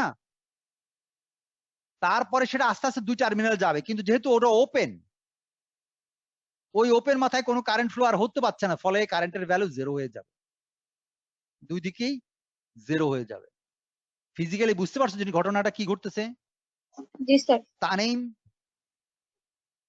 ট্রান্সমিশন লাইনটা তুমি লাগাইবা মাঝখানে, ফলে মাঝখানে কারেন্ট ম্যাক্সিমাম থাকবে এবং সেটা ধীরে ধীরে ওই টার্মিনালের দিকে যেতে থাকবে, কিন্তু যেহেতু টার্মিনালটা ওপেন, ওখানে কোনো লোড নাই, ফলে আস্তে আস্তে কারেন্ট ফ্লো বন্ধ হয়ে যাবে। কিন্তু প্রথম দিলেই ওখানে কারেন্টটা সাই করে গিয়ে ডান দিকে ফ্লো হইতে চেষ্টা করবে, হবে না। ওই যে একটা ক্যাপাসিটরের মধ্যে একটা সুইচ অন করার মতো আর কি, হঠাৎ করে অনেকগুলো ভোল্টেজ এসে জমা হয়ে যাবে, কিন্তু পরে আস্তে আস্তে আস্তে আস্তে কমে যাবে। বুঝা গেল? এবার ভোল্টেজ ডিস্ট্রিবিউশন দেখো, আজগুবি ব্যাপার। ভোল্টেজ ডিস্ট্রিবিউশন হচ্ছে, দেখো ভোল্টেজ হচ্ছে সেন্টারে ম্যাক্সিমাম কারেন্ট ছিল, ম্যাক্সিমাম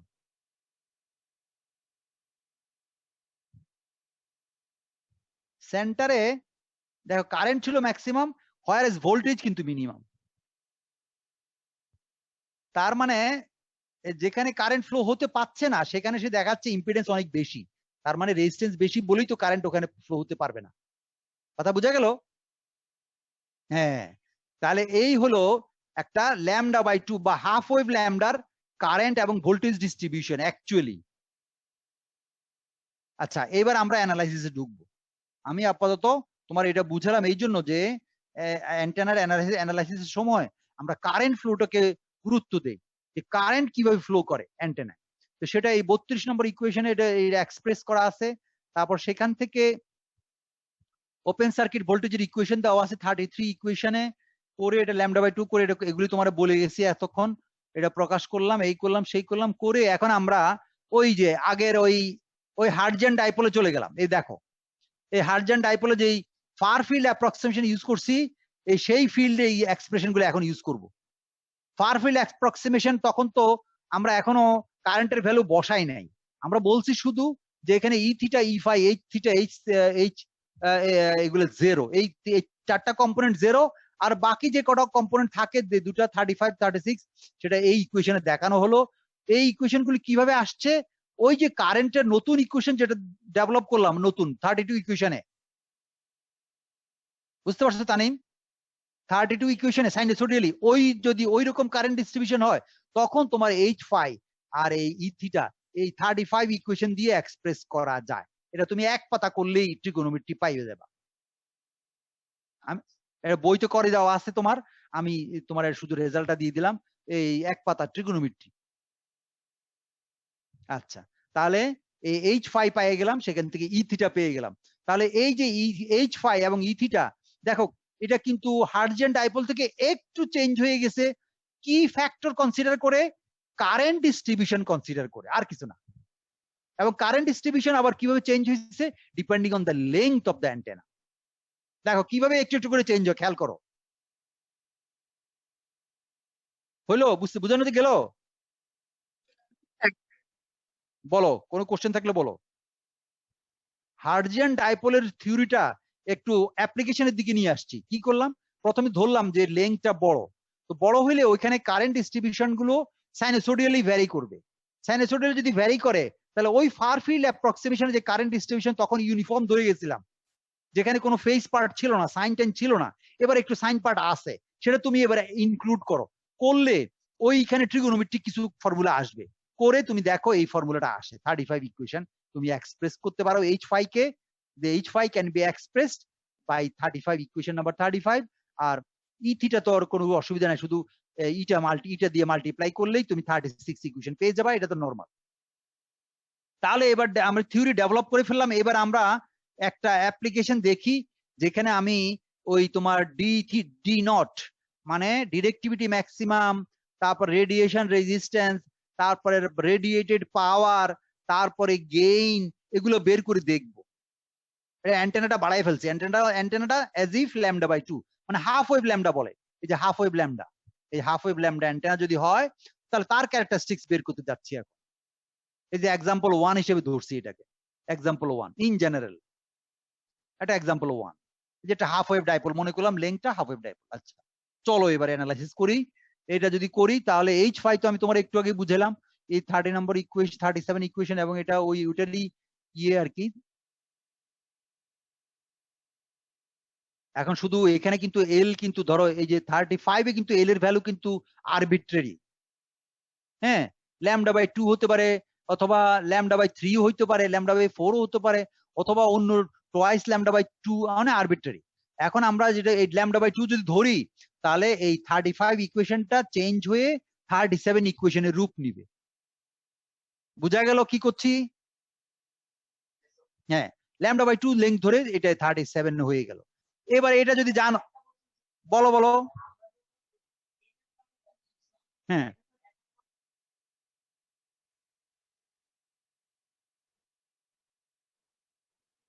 হ্যাঁ, কোনটা না এইখানকার ইয়েতে নাকি আগেরটাতে?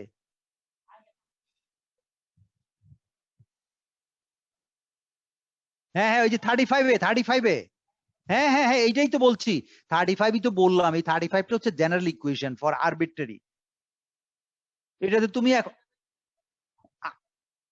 অবশ্যই আমি তো এক্সাম্পল হিসেবে তোমার বুঝাইতেছি, এটা তো আরবিট্রারি। আমি তোমার একটা ল্যামডা বাই 2 দিয়ে বুঝাচ্ছি এই জন্য, কারণ এই অ্যান্টেনাটা খুবই পপুলার এবং সবাই ইউজ করে। এইটা একটা পপুলার অ্যান্টেনা, এটা সবাই ইউজ করে, এটা বিভিন্ন জায়গাতে ইউজ করে। কারণ এই দেখবা নিচে ওর অ্যাপ্লিকেশন দেখলেই বুঝবা, ওর প্রপার্টি গুলো যখন বের করবো তখন তুমি দেখবে এটা ব্যবহার করতে খুবই ইজি, খুবই ফ্রেন্ডলি এবং খুবই সস্তা। Simplest but very charming, very popular এবং ভেরি ফ্যামিলিয়ার, মানে কি বলে ভেরি, কি বলে শব্দটা হচ্ছে মানে কি বলে কনসিস্টেন্ট বা এটা খুবই সহজ আর কি ইউজ করতে। তো এইবার দেখো একটা করে ইয়ে যাই। আচ্ছা, প্রথমেই ধরো, প্রথমে আমরা যে জিনিসটা বাইর করবো সেটা হলো রেডিয়েশন প্যাটার্ন, না? 37 ইকুয়েশন দেখো, এই যে থার্ড ব্র্যাকেটের ভিতরে যে অংশটা আছে cos something divided by sin থিটা, 37 ইকুয়েশন খেয়াল করো। থার্ড ব্র্যাকেটের ভিতরে একটা সাইন এবং cos আছে না, দেখতে পাচ্ছ? তানিম, এইটাই স্যার। হচ্ছে বলো। জি স্যার, দেখতে পাচ্ছি স্যার, সেটা বললাম। এইটাই হচ্ছে radiation pattern of lambda by 2 antenna. এখন the term inside the third bracket describes the radiation characteristics as shown in figure 10. নিচের ফিগারে দেখাইছি, the radiation characteristics is omnidirectional and beam width of half wave dipole antenna is about 78 degree. তাহলে কি কি পাইলা বলো? এই উপরের এই থার্ড ব্র্যাকেটের ভিতরের এই যে sine of something divided by sine, cos of something divided by sine theta, এটাকে যদি তুমি প্লট করো 2 ডিমেনশনালি, তাহলে দেখবা এইরকম একটা ইয়ে পাইবা, এরকম একটা ছবি পাইবা। তাহলে এই ছবিতে দেখো বিম উইডথ কত হলো? 78 ডিগ্রি। তাহলে হাফ ওয়েভ ডাইপোলের জন্য তোমার বিম উইডথ কি কমলো না বাড়লো হার্টজিয়ানের তুলনায়? হার্টজিয়ানের কত ছিল? 90। তার মানে সেটা ওয়াইড অ্যাঙ্গেল ছিল, মানে অনেক মোটা মোটা বিম ছিল, এটা একটু চিকন হয়েছে। বুঝা গেল? তাই না? একটু ফোকাস, একটু focus, very good very good. কিন্তু স্টিল এটাকে আমরা কি বলবো? ওমনি ডিরেকশনাল, তাই না? এটাকে কি এখনো কিন্তু সে ওমনি ডিরেকশনালি আছে। দেখো দেখো প্যাটার্ন, দেখো যে প্যাটার্ন অনুযায়ী দেখা যাচ্ছে ফিগার 8, ফিগার 8 মানে হচ্ছে এটা ওমনি ডিরেকশনাল। এবং ওমনি ডিরেকশনাল হওয়া মানে হলো সে 3 ডিমেনশনাল ছবি তোমাদের আগে দেখাইছি, ওরকমই হবে। হয়ে গেল? তাহলে একটা খবর এখানে পাই গেলে এটা হার্টজিয়ানের সঙ্গে মিল আছে, অমনি ডিরেকশনাল। তাহলে দেখো আমি হার্টজিয়ানেরটা তখন তুমি বলে আসছিলাম যে হার্টজিয়ানের একটা মানে মানে ফ্রুটফুল ফিচার হচ্ছে এটার প্যাটার্নটা কিন্তু অমনি ডিরেকশনাল প্যাটার্ন, যেটাকে আমরা ব্রডকাস্টিং এর কাজে লাগাইতে পারতাম, কিন্তু ওই রেজিস্ট্যান্সটা, রেডিয়েশন রেজিস্ট্যান্সটা খুবই কম বলে ওটাকে আমরা ম্যাচ করাইতে পারি না। কিন্তু এই একই প্রপার্টি কিন্তু আমরা এই যে ল্যামডা বাই 2 ইয়েতে পেয়ে যাচ্ছি। কিন্তু তানিম, বুঝতে পারছো জিনিসটা কিভাবে আগাইতেছে, সায়েন্টিস্টরা কিভাবে আগাইতেছে? তারাও দেখলো আরে এটাও তো অমনি ডিরেকশনাল, তাহলে এটাও ব্রডকাস্টিং এর কাজে লাগানো যাবে। আচ্ছা দেখি বাকি প্রপার্টি গুলি কিরকম, বুঝতে পারছো কিভাবে কি করতেছি? রাজশ্রী? জি স্যার, বলে যাচ্ছে স্যার। হ্যাঁ, এই তো। তার মানে এটা দেখা যাচ্ছে এটাকে দেখা যায় এর গেইন কত, না অত দরকার নাই, লেস দেন 1, তাই না? Less than 1 ohm. আর এখানে কত? 73 না? অনেক বেশি স্যার। তাহলে ট্রান্সমিশন লাইনের ক্যারেক্টারিস্টিক্স ইম্পিডেন্স কত? 70 or 75. 50 অথবা 75, দেখো খুব কাছাকাছি কিন্তু।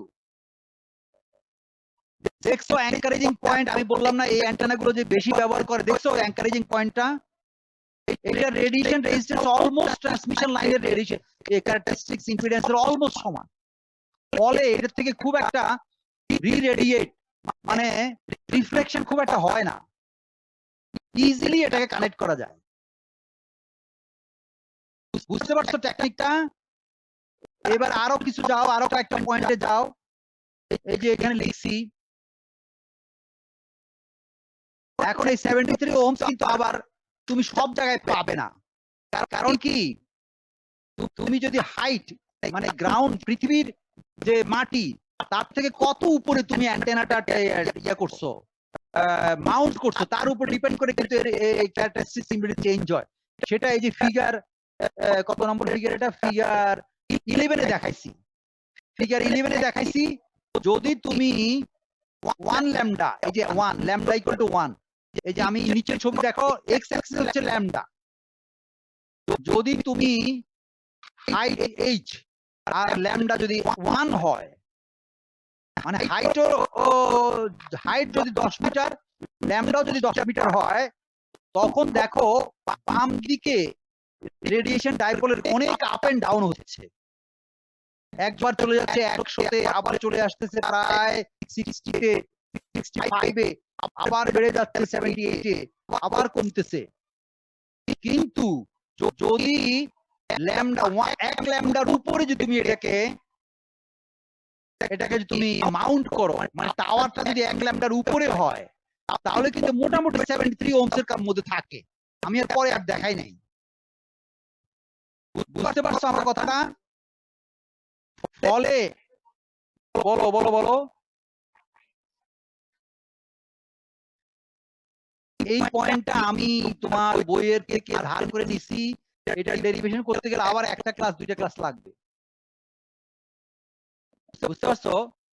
তারা এটাকে তাহলে এটা মানে ইনফ্লুয়েন্স অফ গ্রাউন্ড মানে আর্থ, পৃথিবীর আর্থের influence on half wave dipole, এটার উপরে ডিপেন্ড করে এটা চেঞ্জ হয়। এই জন্য দেখাইছে এটা, যে আমি ওখানের সামারিটা নিয়ে আসছি, কনক্লুশনটা নিয়ে আসছি, যে কি, যদি তুমি 1 ল্যামডার উপরে টাওয়ারে এটাকে সেট করো, তখন কিন্তু এর ইম্পিডেন্স খুব একটা ভ্যারি করে না, এটা কনস্ট্যান্ট থাকে।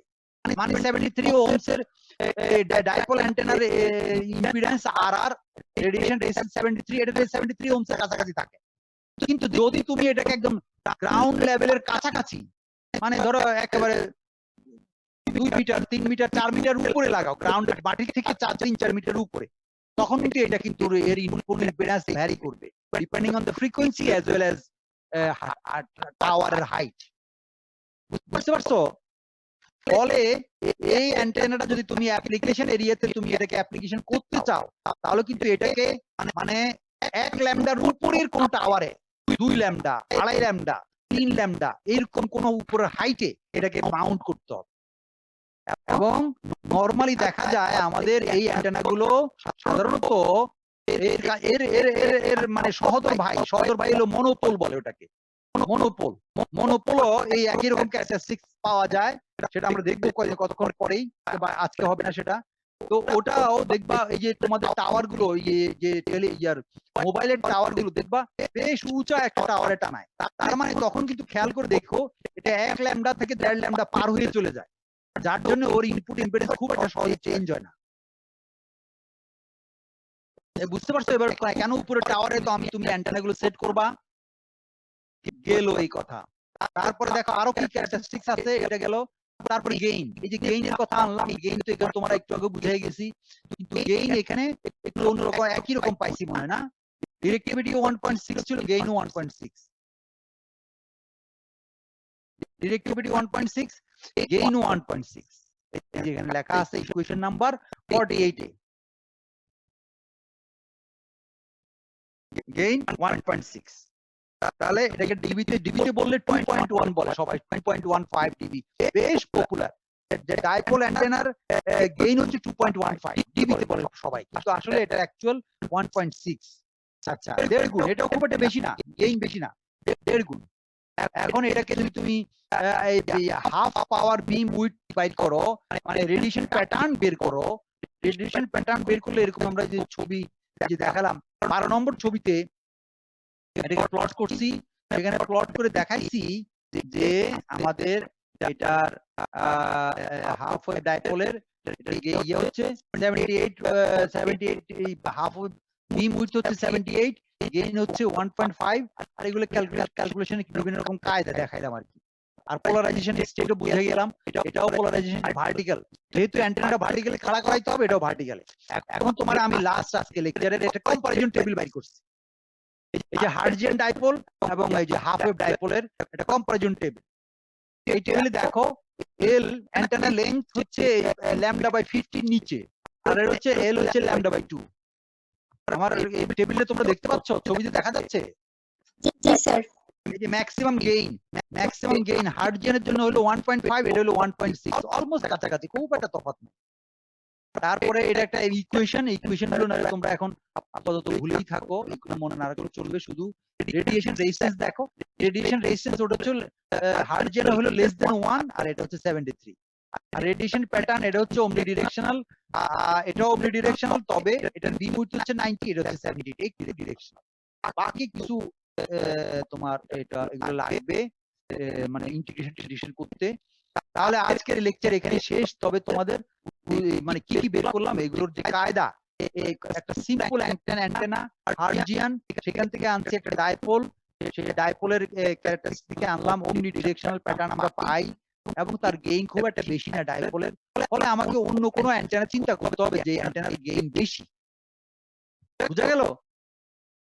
এই অ্যান্টেনার শুরু এখান থেকে শুরু হলো। কেন আমরা অন্য অ্যান্টেনায় যাব?